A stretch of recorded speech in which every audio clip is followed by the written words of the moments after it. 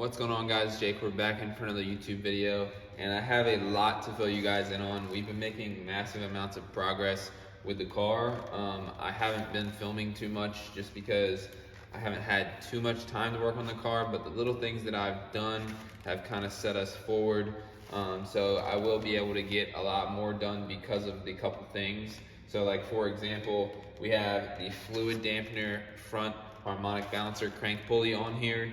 So there's a lot of advantages to these things. They basically have a silicone substance inside them that balances the engine through any little harmonics it may have, or vibrations or anything like that, under high loads and also under stock condition and stuff like that. So that's always a good piece to have. There's not necessarily a certain power number that you should or you shouldn't have it, but it definitely can just be a good protection plan for the engine when you have a lot of money into a build. And just with something of this magnitude and this kind of horsepower that we're shooting for, it's definitely a good idea. But since I was able to put that on, that allowed me to go ahead and put the belt on that runs the alternator and the power steering. And I couldn't put the harmonic balancer on until I got the timing cover squared away with the bushings that I showed you guys in the last video. So I did get bushings for those. I actually made the bushings. And so that was a very interesting but boring job in itself, but I painted those black, at least the ones that you could see up top. So since I got those on there, I was able to put the harmonic balancer on there. Since I got the harmonic balancer on there, I was able to put the belt on there.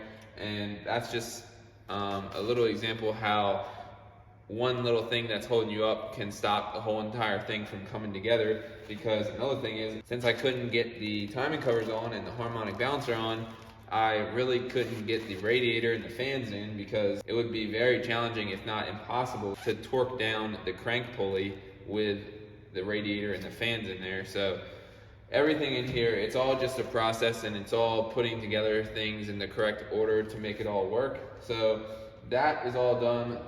Happy to fill you guys in about the fluid dampener and the clear timing covers with the bushings. Now I wanted to talk about the catch can. I actually am going to go ahead and install this. So you guys have seen this catch can.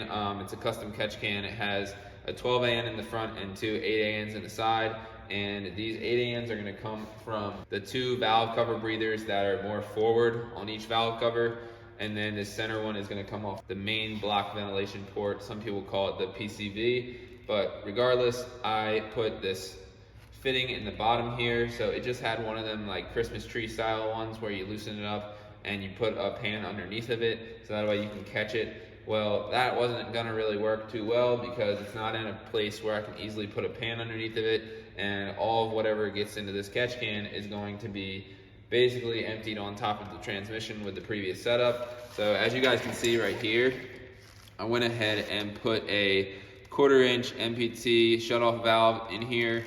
So that's what that is, and then it's a 45-degree elbow to come off it to a 3/8 hose bar.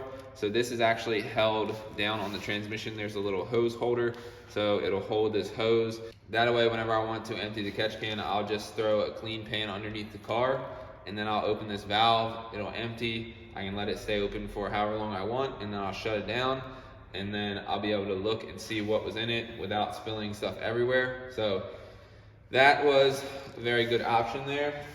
Now, without further ado, I'm gonna go ahead and put the catch can on, and then I'll fill you guys in on a couple more things that I've been doing to the car. So stay tuned, see you in a minute. So I got the catch can set up sitting here on the mount, and I wanted to show you. So the front one is 12 AN, the sides are 8, and you can see where the line comes from the valve cover here through the TGV and up over to the side of the catch can, and then it does the same thing on that side. But if you look down in the tunnel, you guys can see right there. Let's see if I can get it to focus. Yeah, so down in the tunnel there, you guys see that hose holder.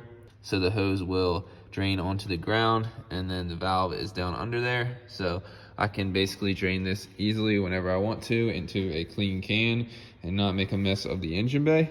So some other things I wanted to tell you guys was I got a heat shield, almost like a blanket, from Funk Motorsports for this piece of pipe that you guys are looking at.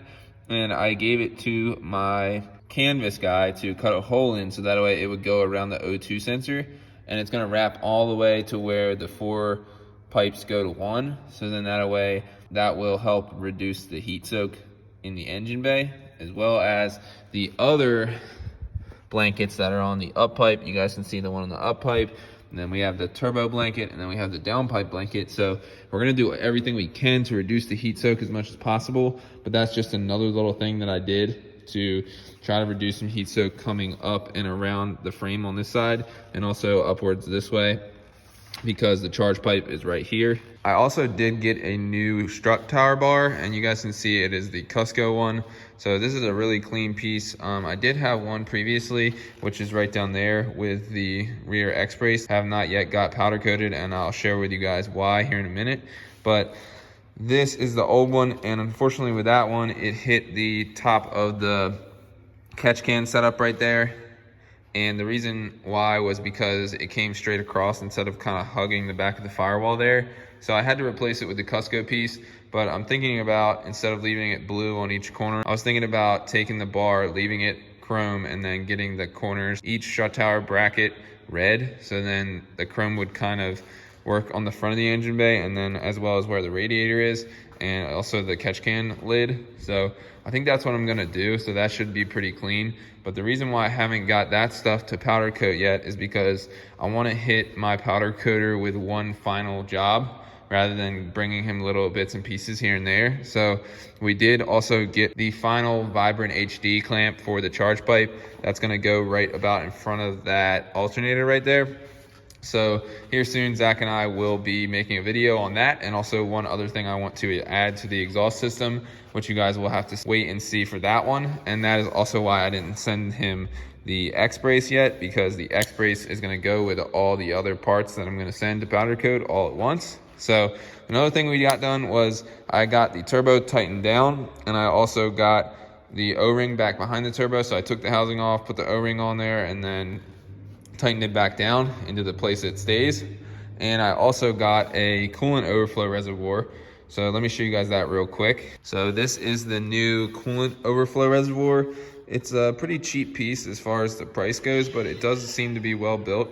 I'm going to mount it right on this wall here. And one thing I really like about this piece is it has the level gauge. So I can look into the engine bay and see the level, because you do definitely want to make sure that your engine is sucking in coolant when it's hot and then pushing it back out when it's cold. So the level will go down slightly when it's warm, and it'll come back up a little bit once it's hot. So you want to make sure your engine's doing that, and that's a good way to check, having the little gauge there. But we have two ports coming out of this side. I'm going to use the top one as just an overflow and send it down under the car in case we have some type of major problem. And then the bottom one is going to go to the overflow in the top of the radiator. So then that way, like I said, it can suck it in and draw it back out whenever it wants to. But I'm not going to mount that today. I'm going to save that for the video when we put in the radiator. But I wanted to share this piece with you guys because I figured you guys would like to see it, and it also matches the other piece here we did with the power steering. So yeah, cool piece there. So we made our way to the back of the car, and as you guys can see, I put together the rear of the car. So I put the covers back on the fuel hanger assembly there. So the wires come out of the grommet, another one comes out onto the ground underneath the seat there. And I also put the cover on the left one here that's more circular. I did have to run one more hose across as a crossover hose. So I did that, and then I got those covers on. So the back of the car is pretty much wrapped up until we put the parts in for the X brace. So I have a couple of these things sitting here. I also have the fuses for the two fuel pump relays. So we'll put those in whenever we go to prime the fuel system. But yeah, everything's coming together pretty well. Be sure to stay tuned, because in the next video, I'm gonna go ahead and get the radiator on and the fan shroud on. And I also have to put the oil cooler on the radiator before I put the fans on the radiator. Another thing that has to be assembled in the correct order, like we were talking about earlier in the video. But I have to do that stuff. I have to put the Mishimoto oil cooler base on the bottom of the engine. And then after I get the radiator on, the oil cooler on, and the fan shroud on, then I can go ahead and put on the front mount intercooler. And so after we get the front mount intercooler on and we get that last clamp put in the charge pipe, we aren't far from being ready to like fire this thing up. So super excited. I will have to get a couple parts powder coated, like I said previously, but that shouldn't take a terrible amount of time once we get everything to the powder coat. So yeah, if you guys like the video, make sure you drop a like, hit that subscribe button. There hasn't been too much action lately, but there definitely will be very soon. I have something special in the works with the front bumper, so there will be a video on that very soon, and everything is going well with that. If you guys follow me on Instagram at Subi_Jake3, you guys may have seen my story about that. But yeah, I'm very excited to show you guys that. So, and I'm also very excited to see it. So yeah, without further ado, I'll see you guys in the next one. Peace.